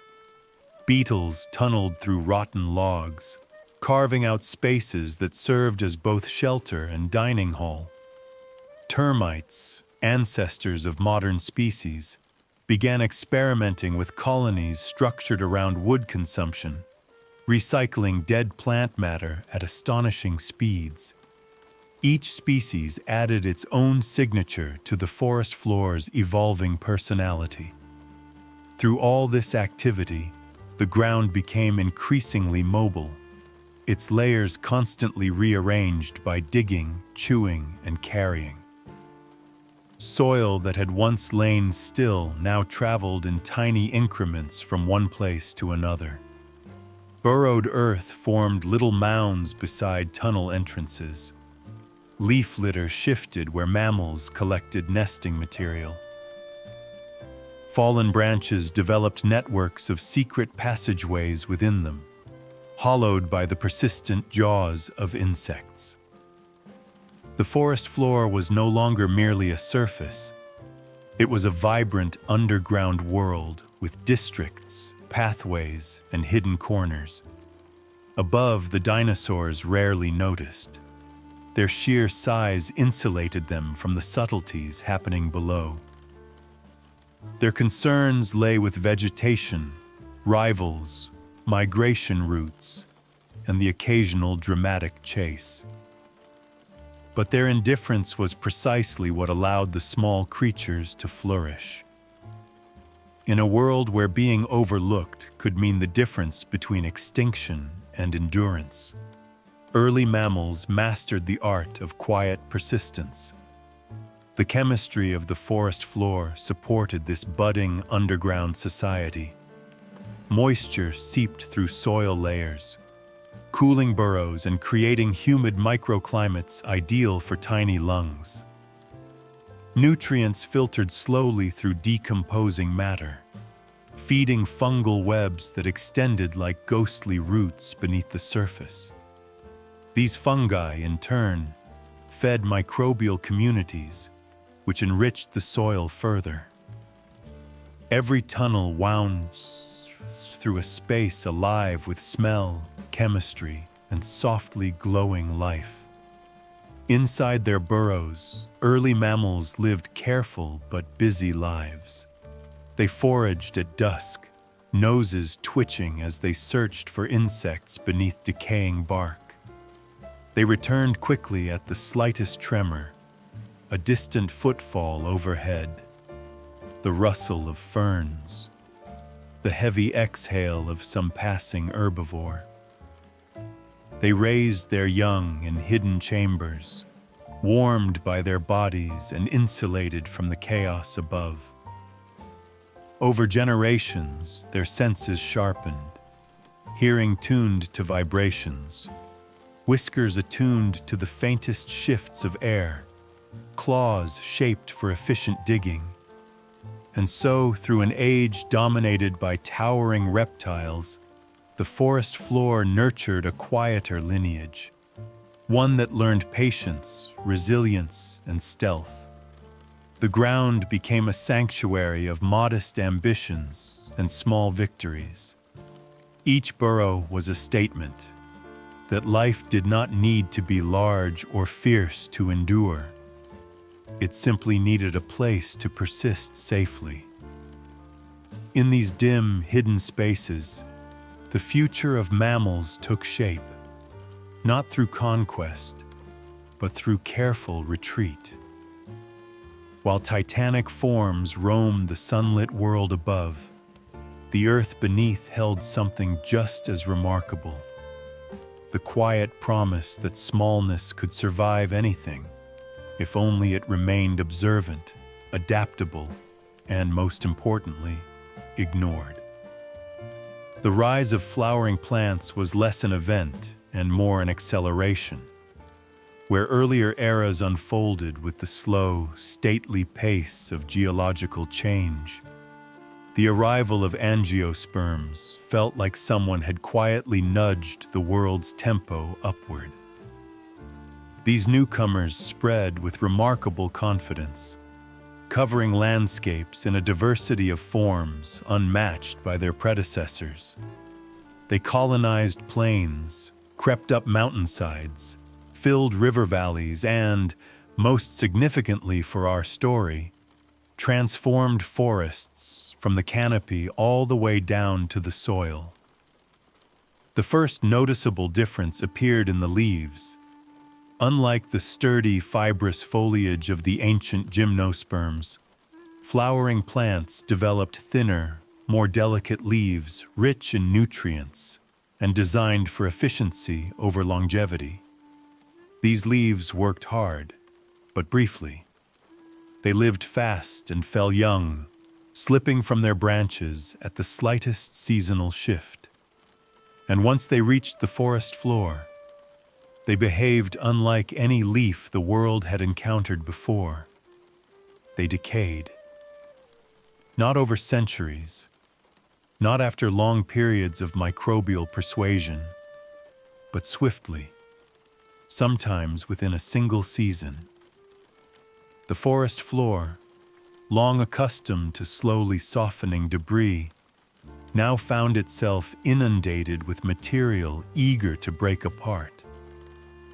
Microbes feasted on the sugars and proteins within these fresh angiosperm leaves.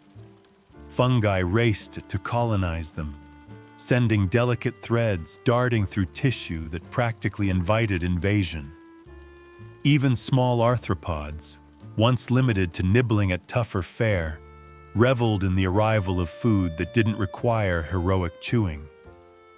Nutrient cycling, once measured in careful, methodical increments, began to accelerate.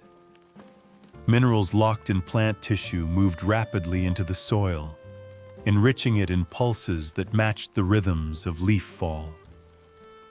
Where earlier forest floors accumulated thick, resistant layers of old plant matter, angiosperm-dominated forests developed thinner but far more dynamic litter.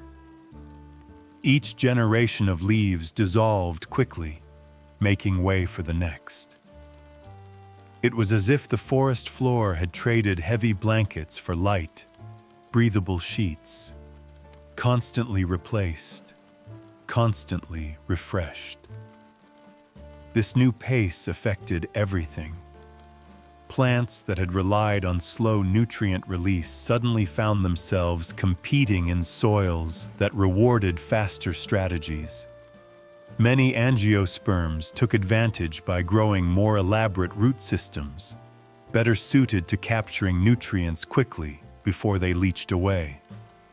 Their roots spread laterally or branched intricately, darting through the upper soil layers where decay was now most active. In doing so, they reshaped the very architecture of the forest floor, creating more complex root webs that intertwined with fungal networks and ancient soil channels. Fungi themselves diversified in response to the bonanza of fast-decaying material. Some species specialized in breaking down fresh leaves almost immediately after they fell. Others switched to different niches, colonizing roots or forming mutually beneficial partnerships that helped flowering plants gather nutrients even faster. With such abundant resources, competition grew fierce, but in fungal terms, that competition expressed itself through chemistry, speed, and stealth rather than confrontation. The faster turnover of litter also meant that soil animals experienced a dramatic shift in their environment. Millipedes, mites, and early insects adapted to the new tempo in varied ways.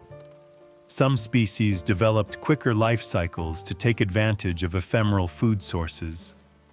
Others evolved jaws or digestive systems better suited to handling the softer leaves. Even burrowers benefited. Loose, moist litter fell more frequently into their tunnels, providing fresh insulation and food. But the newcomers, angiosperms, didn't stop at changing the leaf litter.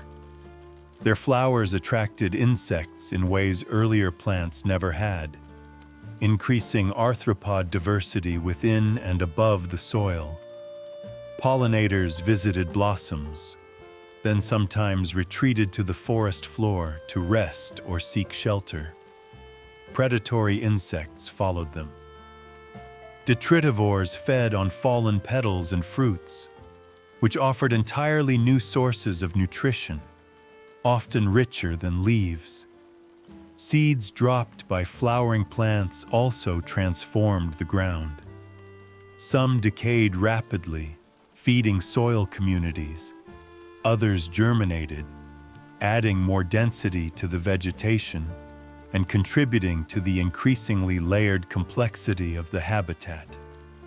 And then came fruits, strange, soft packets that plants evolved for the express purpose of being eaten.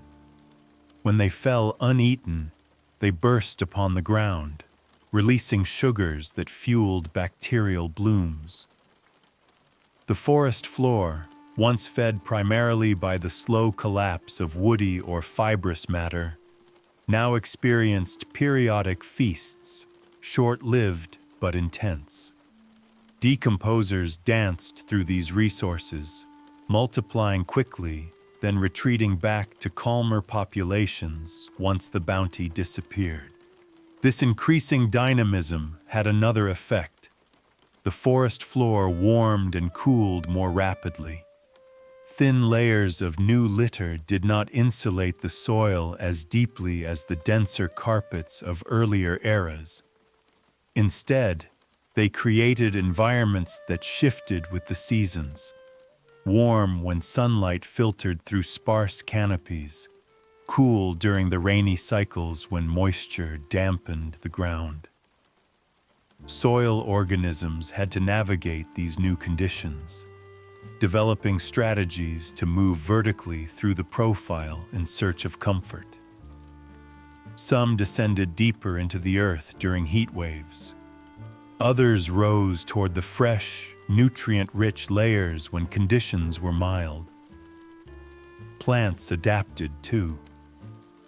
Flowering species often developed seasonal leaf shedding and rapid growth cycles that matched the new tempo of nutrient availability. Forests changed in composition, shifting toward species that could handle the unpredictability and take advantage of nutrient pulses. This openness to rapid change fostered biodiversity, more niches for more organisms, more food webs woven in increasingly fine threads. Above ground, the forests grew more colorful, alive with blossoms and fruits. But the real revolution continued beneath, where the ground seethed with life adjusting to the faster pace. Everything moved more quickly. Decay, uptake, reproduction, retreat, regrowth. Soil became an engine, not merely a resting place. It fueled forests with nutrients released at speeds unimaginable in the slow, stately ecosystems of ancient eras. If earlier chapters of Earth's story on land had felt like a long, contemplative walk, the rise of angiosperms marked the moment the world discovered a brisk jog. Evolution had pressed fast forward, and the forest floor, rich with new possibilities, rose to meet the challenge, teeming, shifting, endlessly renewing itself with each soft, rapidly disappearing leaf. When the age of dinosaurs drew to its dramatic close, the forests exhaled into a quieter world. The great thunder of reptilian footsteps subsided, and the Earth's canopy, still bursting with flowering plants, felt suddenly spacious. Into this relative calm stepped mammals, no longer limited to nighttime scurries or secretive burrow exits. With new ecological vacancies above and around them, they began to explore boldly. Yet for all their evolutionary experimentation on the surface, their greatest influence unfolded in the soil beneath. The new mammalian world was diverse in size and ambition. Some species took to the branches, others roamed open forests, but many looked downward, recognizing in the forest floor an environment ripe for reinvention. Their paws, which had once scraped at soil primarily for safety, grew stronger and more specialized. Entire lineages became enthusiastic excavators, shaping the ground into a latticework of tunnels, chambers, and passageways that stitched the forest into a hidden subterranean map. These burrows were more than shelters. They were engineering projects. A single mammal could turn a patch of compacted soil into an airy network of corridors. Over time, countless individuals working independently sculpted huge portions of the forest floor, aerating it with every dig. With each stroke of their paws, they loosened soil, mixed organic materials into deeper layers, and opened pockets for moisture and air to circulate. The ground, once structured largely by roots and decomposers, was now being reworked by a new wave of energetic architects. As mammals dug, they carried with them seeds caught in their fur or stored in cheek pouches. Some seeds were dropped at tunnel entrances. Others were forgotten in underground caches meant for leaner seasons. Many seeds found these environments surprisingly hospitable. Sheltered from harsh sunlight and buffered against temperature extremes, they germinated in quiet darkness, sending fragile shoots upward toward the light. In this way, mammals accidentally became gardeners, redistributing plant life across forests in intricate patterns that no wind alone could have created. Seed-rich burrows altered the dynamics of the forest floor. Roots wove downward to meet the open spaces, following moisture channels already carved by animal movement. Some plants developed root systems that traced the outlines of old tunnels, capitalizing on the loose soil. As roots advanced, they reinforced these spaces, creating mixed networks of biological scaffolding, roots lining the upper walls, tunnels widening beneath. Soil transformed from a solid medium into a multi-layered architecture, part animal-made, part plant-anchored. These new subterranean structures influenced the fates of countless small creatures. Arthropods found ready-made homes within abandoned burrows. Amphibians took refuge in the cool, humid chambers during dry or hot spells. Some reptiles laid eggs within freshly tilled soil, sensing its softness and warmth. Even fungi crept through these spaces, extending their threads along the smooth walls and feeding on organic remnants dropped unintentionally by passing mammals. The forest floor no longer felt like a simple layer. It felt like a city, full of tiny citizens moving through darkened hallways and meeting chambers. Mammalian bodies themselves brought new material to the soil. Fur shed at burrow entrances decomposed quickly, adding fine fibers that held moisture and contributed to soil cohesion. Their droppings enriched the ground with nutrients in digestible forms, feeding bacteria and plants alike. In essence, mammals became mobile nutrient processors, taking food from the surface and returning part of its value to the underground world. This cycling added new chemical rhythms to the forest floor, replacing older, slower processes with more frequent, variable pulses of richness. Some mammals developed lifestyles centered entirely around soil manipulation. Burrowers like early moles and mole-like species refined their limbs for efficient digging, short, powerful, and curved precisely for moving earth. Their skulls flattened, their eyes diminished, their awareness of vibration sharpened. These creatures lived between worlds, tasting the surface only occasionally and retreating underground at the slightest disturbance. Their tunnels branched outward in spiraling patterns, creating soft, aerated soil that changed how water flowed across forest floors during storms. Rain no longer traveled only across the surface. It soaked downward, feeding groundwater systems and changing moisture availability for roots and microbes. Meanwhile, omnivorous mammals disturbed the litter as they foraged for insects, fallen fruit, and roots.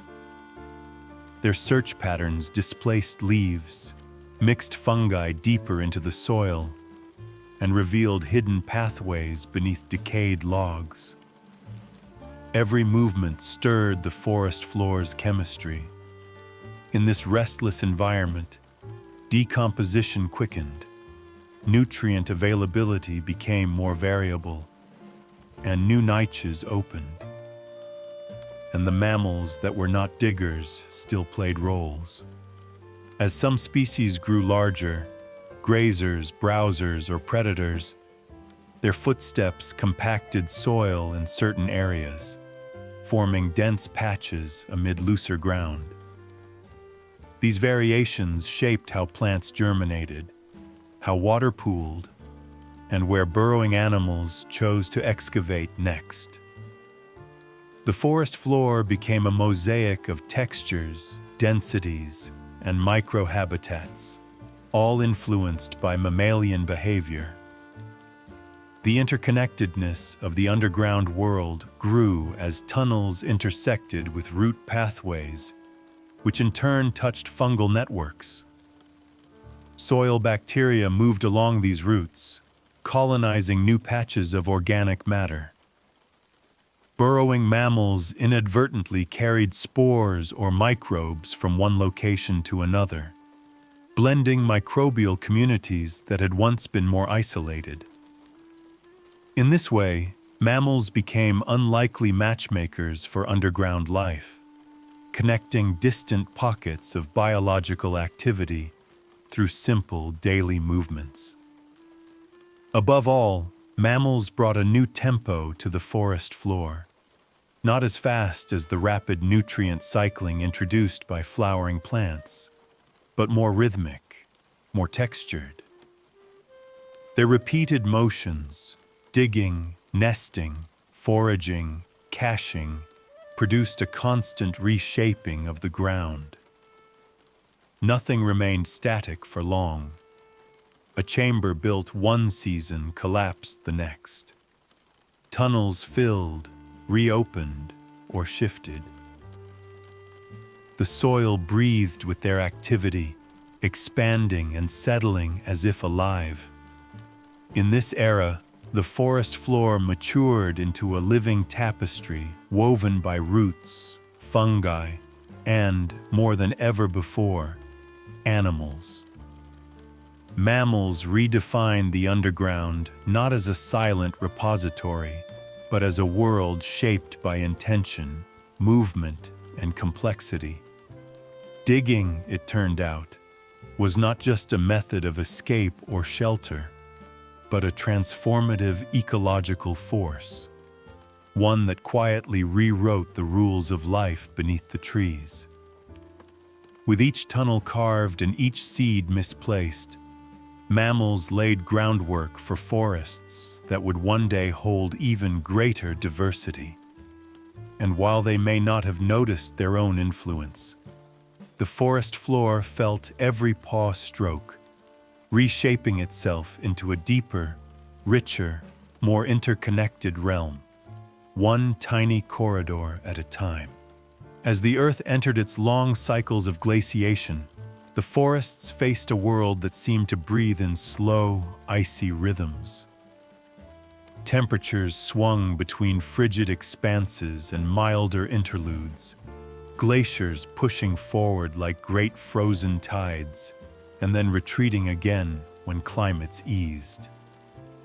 Forests shifted with these changes, growing or shrinking depending on the sway of global cold. But through every advance of ice and each hesitant thaw, the forest floor kept its quiet vigil, adapting not with grand gestures, but with a deep, patient resilience. Under colder skies, trees themselves transformed. deciduous species began to dominate many regions, plants that embraced seasonality with practiced discipline. Their leaves, delicate wonders of summer sunlight, were relinquished each autumn in a fluttering rain of gold and russet. This cascade reshaped the forest floor into thick carpets of dry foliage, crisp and aromatic, ready to crackle at the lightest touch. These seasonal layers were nothing like the peat-heavy floors of ancient swamps or the quick-decaying patches of tropical angiosperm forests. They were a yearly gift, a fresh blanket for the earth beneath. Winter claimed these layers with an icy hand. Snow drifted over them, smothering the fallen leaves in silence. The ground froze, the soil stiffening into a temporary stillness. And yet beneath this cold rigidity, life persisted in subdued forms. Roots rested, their metabolic fires reduced to embers. Tiny invertebrates burrowed deeper, seeking pockets of earth that remained just warm enough to shelter them from lethal temperatures. Many of them entered states of suspended animation. Metabolism slowed to a whisper, bodies curled into protective poses. In these moments, the forest floor behaved like an underground dormitory, where nearly every inhabitant was tucked into some form of winter sleep. Even seeds embraced this strategy of patience. The forest floor, increasingly layered with leaf litter and periodic snow, became a vault for dormant life. Acorns, winged seeds, and tiny granules carried by wind or fur nestled into soil crevices. Their hard shells shielded them from freezing, while layers of fallen leaves moderated temperature shifts. These seeds could wait for months or entire seasons, trusting that when thaw arrived and soil moisture returned, their roots would find a welcoming softness. The ground, in effect, became an archive of future forests, a quiet keeper of potential life. The freeze-thaw cycles themselves reshaped the soil in remarkable ways. As ice formed within the ground, it pushed particles apart. When it melted, the soil settled differently, creating natural mixing that aerated layers, redistributed nutrients, and formed small pockets of variation in texture and chemistry.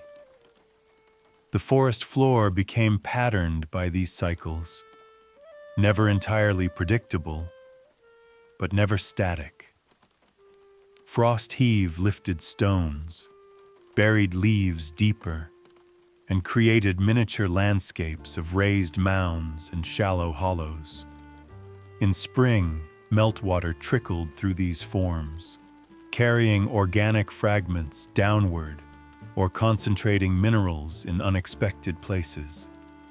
With each return of warmth, activity erupted, not in dramatic bursts, but in gentle waves. Microbes awakened first, sensing moisture and warmth. They resumed their work of breaking down the leaves that had fallen months earlier, softening them, threading them with fungal hyphae, and gradually returning nutrients to the soil. Earthworms, insulated by their tunnels and leaf canopies, surfaced to feed, their castings enriching the upper layers. Arthropods stirred from dormancy, stretching limbs and antennae as if shaking off a long, deep sleep. Their movements stirred the litter, blending its layers into mosaics of old and new. Some animals embraced more dramatic forms of persistence. Hibernating mammals retreated into burrows carved deep into hillsides or nestled beneath root tangles. There they slept through the coldest months, their breaths slow, their heartbeats measured in patient rhythm. The forest floor cushioned them with layers of litter and snow, sealing them in safety. With each shift of ice ages over thousands of years, these burrowing animals became vital components of soil turnover. Their tunnels influenced drainage patterns during melts. Their forgotten food caches sprouted into new patches of vegetation. Their bodies warmed small chambers that fostered microbial life. Plants developed strategies suited to this cold choreography. Some spread their roots horizontally, capturing moisture in the thin layers above frozen subsoil. Others extended deep taproots into insulated depths where temperatures remained stable. Shrubs thickened their bark, protecting their vascular systems from freezing. Mosses in cold forests gathered into dense mats, retaining warmth and forming microclimates that sheltered tiny organisms through winter. Each adaptation was a conversation with the forest floor, an exchange between surface and soil, timing and endurance. Through all of this, glaciers advanced and withdrew. When ice pressed forward, forests in its path retreated southward or toward lower elevations, leaving behind barren ground scraped clean. But as the glaciers melted, forests returned, their seeds carried by wind, water, and wandering mammals. The freshly exposed soils, raw and mineral-rich, offered new opportunities for colonization. Pioneer plants, often hardy shrubs and fast-growing herbs, moved in first, stabilizing loose ground. Soon after, trees followed. Their leaves fell in cycles once more, recreating the forest floor with each passing season. In this way, the forest floor became a resilient storyteller, its layers recording the rhythm of ice and renewal. Each leaf layer, each pocket of preserved seeds, each frost-shaped mound spoke of years when cold dominated, followed by years when warmth coaxed life to spread again. The ground held memories not as fossils or woody remnants, but as quiet chemical signatures, the imprint of long naps taken by life when the world demanded stillness. The great mammals of later ages, the dense forests of interglacial periods, the emerging diversity of herbs and shrubs, all owed their persistence to this slow, careful dance of dormancy and awakening. Nothing rushed, nothing wasted effort. Survival here belonged to those who understood the value of pausing, of burrowing, of curling beneath leaves and trusting the ground to hold them safely until the moment to rise returned. In an age shaped by ice, the forest floor learned to breathe in long cycles, sleeping through winters, awakening in springs, preserving life through patience rather than speed. And in doing so, it transformed itself into a quiet sanctuary of continuity, a place where the future waited calmly beneath layers of frost-kissed leaves. Walk into a modern forest, and you are stepping onto an inheritance, one that stretches back hundreds of millions of years, carried forward not through grand species alone, but through the quiet persistence of the smallest and most humble forms of life. The forest floor beneath your feet may seem like a simple carpet of leaves and moss, but it is layered with the echoes of ancient worlds. Each crunch, each soft patch, each pocket of dampness is part of a living tapestry woven from evolutionary memory. This tapestry begins with the litter newly fallen from above. Leaves drift down in seasonal waves. Pine needles gather in soft drifts. Shed bark scatters in curling fragments, and twigs break under the weight of storms. To the casual observer, these pieces look inert, just yesterday's detritus. But to the forest floor community, they are messages from the canopy, each carrying a chemical signature announcing its identity and nutritional promise. Fungi sense these signals almost immediately, sending exploratory threads toward the fresh debris with the same energy that bees devote to blossoms. Within days, hyphae thread through the fallen material, beginning the subtle disassembly of complex molecules. Bacteria awaken at the same cue, forming glistening colonies where moisture collects.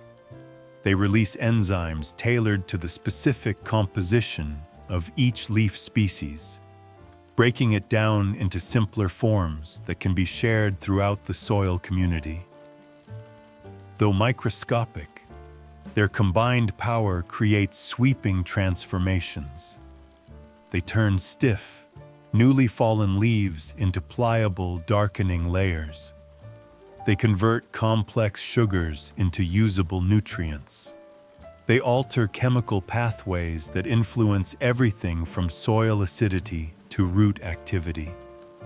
Their industry is constant, precise, and so completely unadvertised that most forest visitors never suspect their influence. Yet even with these invisible workers, the modern forest floor is not a smooth continuum. It is a tiered, multifaceted environment. Just below the fresh litter lies a layer often referred to as the duff, partially decomposed plant material that has begun its slide toward soil, but still carries remnants of its former structure. This layer crackles softly when dry and clumps gently when moist. It insulates the world below, holding in humidity, moderating temperature swings, and creating a buffered habitat for small creatures.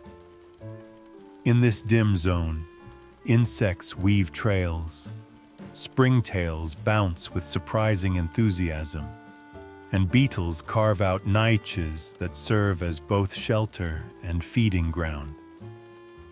Deeper still lies the rich, dark humus, soil that has forgotten the shape of its origins.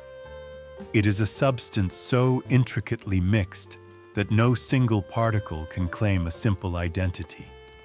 Here, nutrients cycle through roots, microbes, worms, and fungi in loops that defy any linear description. Water flows in thin films across soil grains, carrying dissolved minerals to thirsty roots.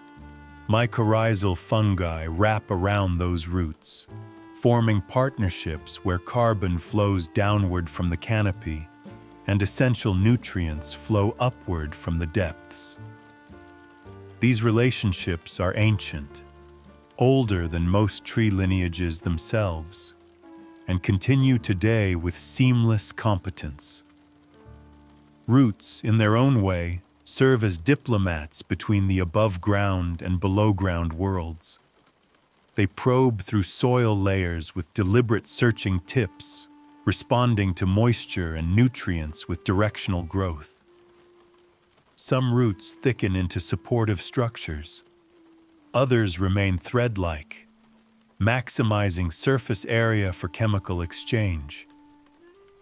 These networks create structure in an otherwise fluid world, giving shape to soil layers, stabilizing slopes, and creating homes for creatures that wander between root and mineral.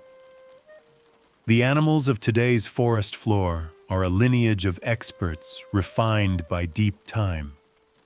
Earthworms navigate the soil like quiet engineers, drawing leaves into their burrows, mixing organic and mineral layers, and depositing castings that rejuvenate fertility.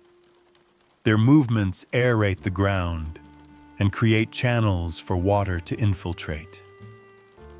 Ammophilous beetles burrow through loose soil in search of prey.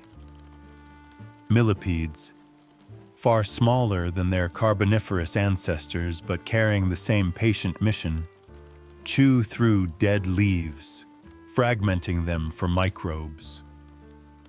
Even spiders find their place weaving silk retreats beneath logs or within curled leaves where humidity shelters their eggs. Microhabitats abound. Beneath rotting logs, inside the hollows left by decayed roots, under loose stones, within moss cushions, and in the soft shadows created by ferns. Each microhabitat holds a slightly different community, varying in moisture, temperature, chemistry, and food availability.